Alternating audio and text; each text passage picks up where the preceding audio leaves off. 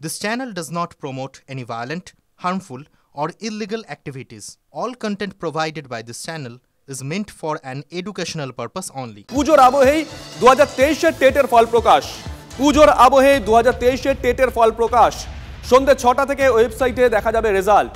Detail নেব। সুমন আমাদের সঙ্গে রয়েছেন টেলিফোনে আমাদের সহকর্মী। সুমন, কবে পরীক্ষা হয়েছিল, কতজন পরীক্ষার্থী ছিল, কতজন পাস করেছে, এ তো বেসিক প্রশ্ন, এগুলো জানতে চাইবো। পাশাপাশি আর এমন কিছু উল্লেখযোগ্য কিছু যেটা এর আগে কোনোদিন হয়নি?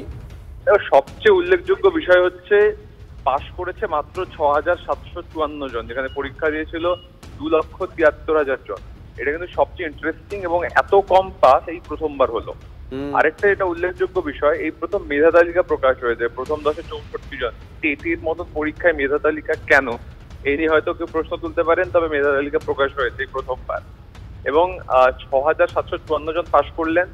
2022 সালে যারা পাশ করেছিলেন প্রায় ১.৫ লক্ষ মতো, তার মধ্যে ৯৭,০০০ সুপ্রিম কোর্টের নির্দেশে বাদ হয়ে গেছে। তাদের কারণ ডিএলএড ডিগ্রি ছিল না, শুধু বিএড ছিল। তাহলে ওখানে রইল ৫৩,০০০, এদিকে ৬,০০০। এই ৫৯,০০০ ক্যান্ডিডেট যারা টেট উত্তীর্ণ করলেন, এরা মূলত ১৩,০০০ শূন্য পদের জন্য এবার ভ্যাকেন্সিতে লড়াই করবেন। শুভজিৎ, নজর থাকবে সুমন। জমা জলে বিদ্যুৎস্পৃষ্ট হয়ে মৃতদের পরিবার পিছু ২ লক্ষ টাকা ক্ষতিপূরণ ও চাকরির ঘোষণা মুখ্যমন্ত্রী। হোমগার্ডে চাকরি দেবে রাজ্য। সিএসসি কে ৫ লক্ষ টাকা করে ক্ষতিপূরণ দেওয়ার নির্দেশ দিয়েছেন মুখ্যমন্ত্রী।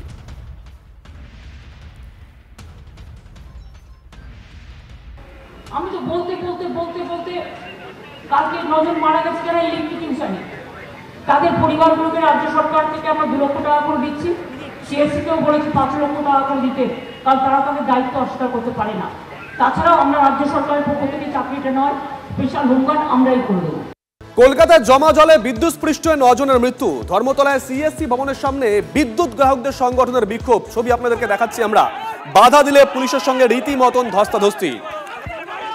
এই মুহূর্তে আমরা যে ছবি আপনাদেরকে দেখাচ্ছি, ধর্মতলায় সিএসসি যে দপ্তর রয়েছে, সদর দপ্তর, তার সামনে বিদ্যুৎ গ্রাহকদের সংগঠন তারা আজকে বিক্ষোভ দেখায়।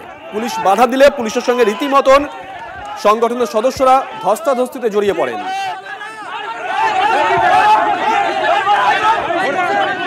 আচ্ছা, নিমতিতা স্টেশনে বিস্ফোরণের ঘটনা নিশ্চয়ই মনে আছে আপনাদের। সেই ঘটনায় বেকসুর খালাস ৩ অভিযুক্ত। দোষী প্রমাণ করতে পারল না এনআইএ। ২০২১ সালে নিমতিতা স্টেশনে বিস্ফোরণে জখম হন তৎকালীন মন্ত্রী জাকির হোসেন। রেল পুলিশের থেকে তদন্তভার সিআইডি হয়ে এনআইএর কাছে যায়। প্রমাণের অভাবে বেকসুর খালাস ঈশা খান, আবু সামাদ, শহীদুল ইসলাম। এদের সরাসরি যোগ বোঝানো যায়নি, কেবলমাত্র অ্যারেস্ট করার জন্যই অ্যারেস্ট করেছিল।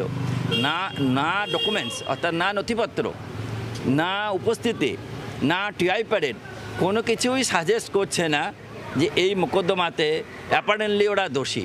সেই জন্য কোর্ট এই সিদ্ধান্তে উপনীত হয়েছেন যে এই লোকগুলো এই মোকদ্দমাতে কোনোভাবেই জড়িত নয়, তারা নির্দোষ। অতএব এই মোকদ্দমা থেকে আসামি ঈশা খান, আবু সামাদ আর শহীদুল ইসলামকে আপনি মুক্তি দিয়েছেন।